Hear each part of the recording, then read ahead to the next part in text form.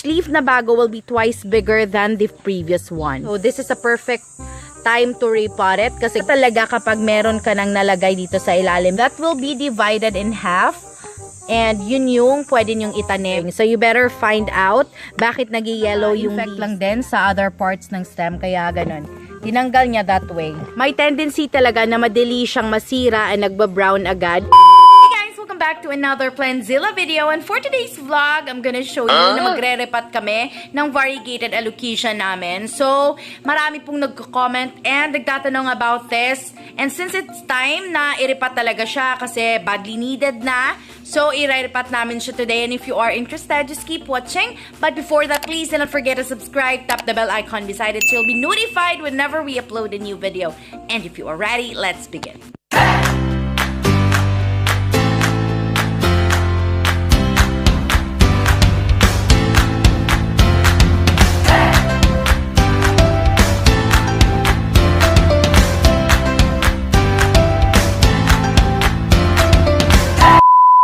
So guys, this is our variegated alocasia. We already filmed about this 6 months ago, but I believe that I'll be needing to show this again to you because we will be repotting this. So ayan, lumaki na siya guys, and it needs repotting talaga kasi malaki na siya for the pot where we planted this. So ayan, ililipat natin siya sa mas malaking pot, and since summer ngayon, alocasias love warm weather, although ayaw niya na i-expose sa direct sunlight lalo na kapag mainit kasi mabilis po siyang masunog. Pero ngayon, since malaki na siya, ililipat natin siya doon, which is a bigger pot. So ayan, medyo nabungi pa yung pot na yun kasi pinaglaruan ng baby namin. And for now guys, ayan, tingnan nyo yung soil niya. Medyo ano siya, masyado na siyang dry. We don't water this often kasi ayaw niya ng sobrang basa na soil. So, yun yung ayaw ng alocasia guys. That's why medyo dumaan to sa stage na parang akala namin mamamatay na siya kasi parang nauubos yung dahon niya. Although, totoo naman talaga na kapag maliit pa yung alocasia, it can't hold a lot of leaves kasi maliit pa yung stem niya. Dadami lang yung leaves niya kapag malaki na siya or malalaki na yung stem. Lumalaki na siya paunti-unti. So, ayan, nakakapag-hold na siya ng at least 4 leaves. Although, kapag may bago naman, mamamatay. So, ngayong summer, guys, parang nagkakaroon siya ng bagong dahon almost every week. And each leaf na bago will be twice bigger than the previous one. So, eto na siya ngayon. Meron pa siyang konti ditong butas kasi meron ding mga na hindi namamalayan. Meron kasi mga bugs dito na kumakain ng dahon. And of course, yung mga alocasia guys, lapitin po talaga ng uod. So kami dito, wala naman kasi kaming nilalagay na mga kontra sa mga ganon. So iwas-iwas lang ang bantay-bantay. Talagang minsan merong nakakalusot. So ayan, merong nabutas dyan. So ayan, ililipat natin to. Medyo hindi po talaga madali, lalo na kapag hindi mo talaga nababantayan siya ng maayos. Na kapag hindi mo nanonotice na palagi na pala siyang basa. Last time, dun siya nakalagay sa area na yon, and ayaw na ayaw niya dun kasi tuwing umuulan, basang-basa po sila dun. Unlike nung tinransfer namin siya, ito ilalim sa mga ganitong plants na to na merong malalaking dahon. So, nung transfer siya, nagustuhan niya kasi hindi siya direkta kapag nababasa, maliwanag sa area na to, kaya gustong-gusto niya. Since, guys, ililipat namin to or ito-transfer namin to, we will be using the potting mix that we already prepared. I have showed you the potting mix dun sa last video namin. And since marami yon, ano yon, isang balde. So, kukuha tayo dun sa mga natira na potting mix doon. And yun yung gagamitin natin dito. Sensitive po yung mga white parts. Itong mga variegation niya na puti. Kasi nga, yung variegation is chlorophyll deficiency. Yung mga puti-puti na ganyan. So, although nagagandahan tayo sa ganyan para sa plants, sakit yun. So, may tendency talaga na madali siyang masira at nagba-brown agad. Lalo na kapag overwatered sila or hindi well draining yung potting mix na gamit natin. So, yung white ones ng dahon guys is really weaker when you compare it to the green ones. Kaya sila yung unang-unang nagra-rot or parang naba-brown dito and nasisira. So, ayan, for aesthetic purposes, if you want to remove this type of leaves, syempre, merong mga ganito. Kapag may bagong tumutubo, meron namang isang namamatay. Ganun naman talaga yung usual na nangyayari sa mga ganitong type of plants. We can remove this. It's fine for aesthetic purposes. So, ayan, meron siyang 4 na dahon na natira dito. And, ire-repat namin siya ngayon. Hindi kasi kami nagre-repat kapag may pausbong na dahon. yung mga ganito, para hindi siya madistorbo sa paglabas niya. It's better na nakalabas na yung bagong dahon bago namin siya galawin. So for this one, since wala pa siyang papalabas na dahon, you will take this as an opportunity to repot it. Just please make sure na yung pot, maayos yung mga butas niya para makalabas agad yung excess water every time you water your plants or every time may water na papasok kasi so enough na moisture lang ang need niya. So medyo madami-dami yung nilagay natin na coconut fiber before we put the potting mix. So yung potting mix na gagamitin natin na mix na before, but I will be telling you kung ano to kasi meron din naman kaming video which is about the potting mix that we have for our plants. But makikita natin, klarong-klaro na meron siyang rice hulls kasi siya po yung nagpo-provide ng aeration since hindi magiging compact yung soil natin kapag merong mga rice hulls. And meron konti lang na garden soil dyan. And for more info guys, you may watch our video which is about the potting mix that we use for our plants here. We do not really use fertilizer na nabibili. Mostly, yung mga plants namin nagre-rely lang sa potting mix na gamit namin. Meron pa din dyan, makikita nyo na merong mga dahon yan ng acacia guys. Hindi pa sila nagra-rot. So it will really take a while for them to rot pa and para ma-absorb ng plant yung nutrients. But since meron na kaming mga bulok na dahon ng acacia na nandito, nakamix na rin with our potting mix. So okay lang. Yung dahon ng acacia mag-help din para hindi maging compact yung soil para makapag-flow easily yung air sa ilalim nitong potting mix natin. So guys, it really needs to be repotted. Tingnan nyo, matigas na yung soil niya. Before we uproot it, he will remove the old leaf na pwede nating tanggalin. So, he chose to remove it this way kasi walang maiiwan dyan malapit sa stem. Kasi kapag kinat mo gamit yan, yung maiiwan dito magra-rot din. So, baka maka-infect lang din sa other parts ng stem. Kaya ganun. Tinanggal niya that way. Personal choice lang din po yun. Pero if mas comfortable kayo na ganun yung i-cut, yung mga leaves na luma na, so it's really up to you. Para kasi sa amin, we don't want to look at it that way. Ayaw namin na merong nagra-rot na katabi ng stem kasi baka makapag-infect sa iba. So itong mga yellow leaves na to can be a sign of aging or it can also be a sign of having not enough sunlight and overwatering. So you better find out bakit nag-yellow yung leaves nila. And if wala namang problema, so pwede mo na din yung i-cut kasi baka nag-age na din sila. Pero pag madami talaga, so ayun, baka isa na dun sa dalawa, overwatering or not having enough sunlight yung problema niya. So ayun, meron na siyang mga bagong roots guys. So those roots na white na makikita natin, mga bago sila. Alocasias guys are being propagated through their rhizomes. Or meron tayong makikita na parang luya or parang gabi dyan sa ilalim. That will be divided in half. And yun yung pwede nyong itanim para ma-propagate nyo yung alocasia nyo. I do not know if meron na ba to, but okay lang kahit wala pa kasi bata pa po to. So ito guys, nagbubuo-buo po yung soil na meron siya, 'di ba? Makikita natin, medyo buo-buo siya kasi wala po siyang rice hulls. Nung time na niripat namin to, wala po kaming gamit na rice hulls at that time. Talaga kapag meron ka nang nalagay dito sa ilalim, yung rice hulls na nakita natin kanina dito sa ibabaw, yun lang yung mga ina-add for more nutrients. Pero dito talaga sa ilalim, wala yun. So as what I have told you, na dito talaga, yung rhizome talaga yung tinutubuan ng shoot ng alocasia. So eto siya guys, merong isa dito na papalabas. So this one that we can see here is a shoot that is about to come out. So ayun, magkakaroon na pala siya ng baby na alocasia dito or baby na variegated alocasia. Pa talaga, iripat natin to. So this is a perfect time to repot it kasi gusto niya ng warm weather and summer na ngayon.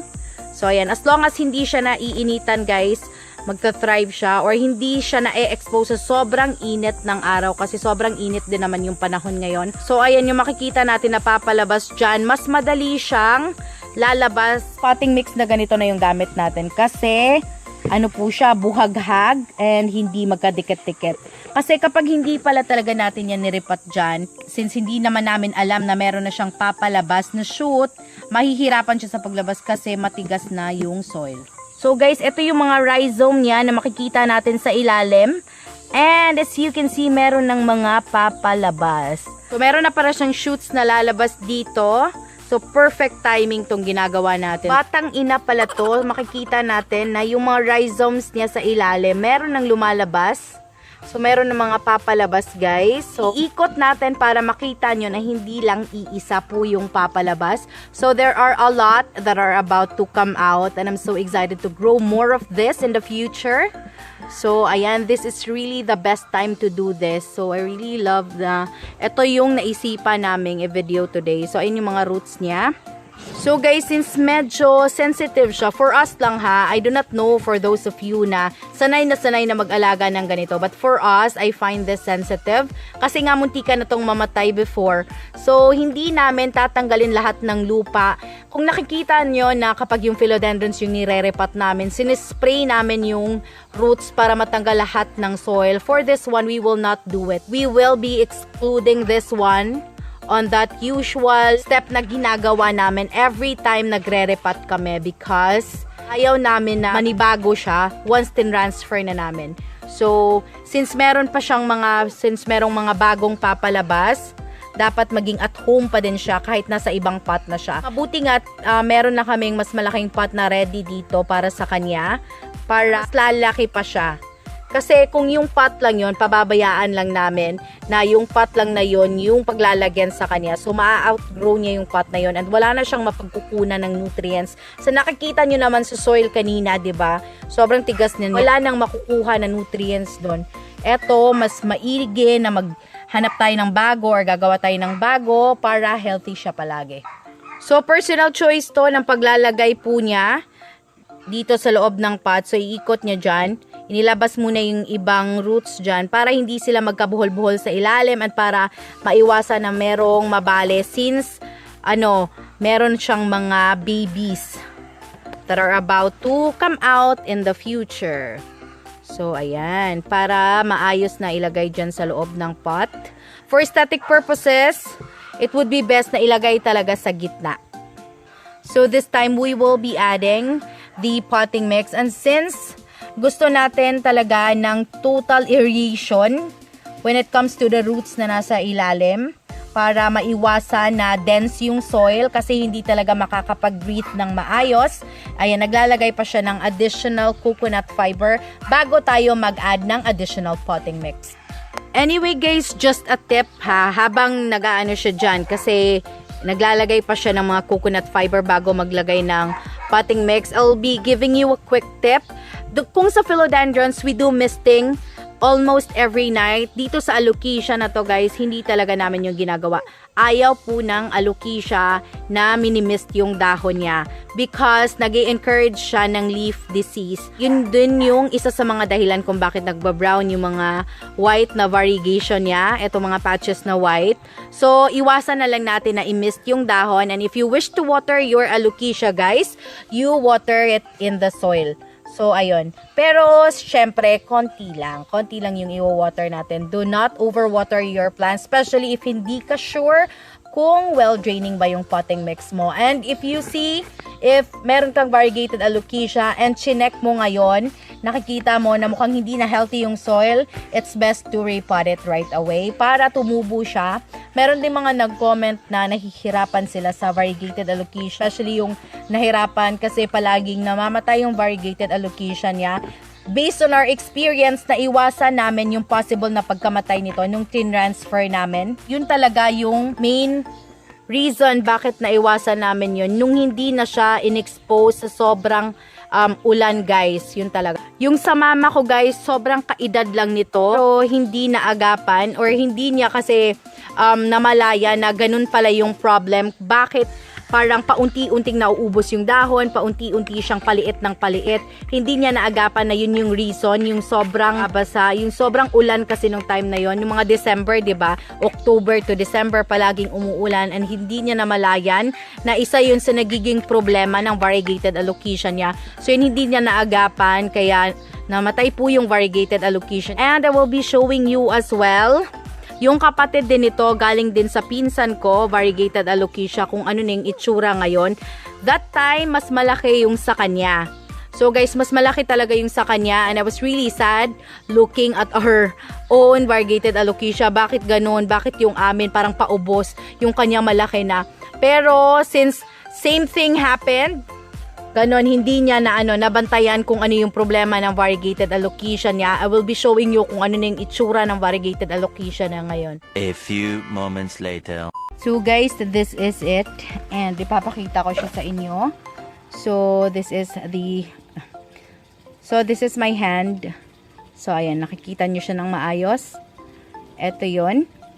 And since nakalagay siya dito, so hindi naman siya masyadong mainit dito. But the problem is, yung tulo ng bubong nila dito nagda-drop sa kanya. Kaya ayan, lagi siyang nababasa and hindi po siya nagda-dry kaagad. So ayan, nakikita natin yung comparison, 'di ba? Anyway guys, alocasias, or specifically, kasi ito yung video natin, this variegated alocasia can also be propagated through water propagation. So yung importante lang naman talaga sa kanila is that nakakahinga yung roots nila. So mas nakakahinga po yung roots nila sa water when we compare it to a dense soil. Iin mo yung water propagation kesa naman dun sa soil na compact na hindi talaga makakapag-breathe yung roots niya. So, ayan, mag-a-add pa tayo ng additional potting mix. Maybe up until the line that we can see before we reach the edge of the pot. If your watering method is through spraying, so you better spray directly to the soil. So, yun lang yung soil, guys. Doon lang talaga sa soil. So, iwasan nyo din na mag-water na parang isang tabo, yung yung ibubuhos agad. Nako, wag naman yung ganon. Kahit pa well draining yung potting mix nyo, it will really take time para matuyo siya, guys. So, it would really be best if, paunti-unti lang. So, if gusto mo talaga na mag-spray dun sa dahon, palakihin mo muna yung masyado pang bata yung variegated alocasia mo because it is so sensitive sa mga ganyang panahon. Of course, guys, I will be showing you the before and after clips of this variegated alocasia that we have when we get right into the montage.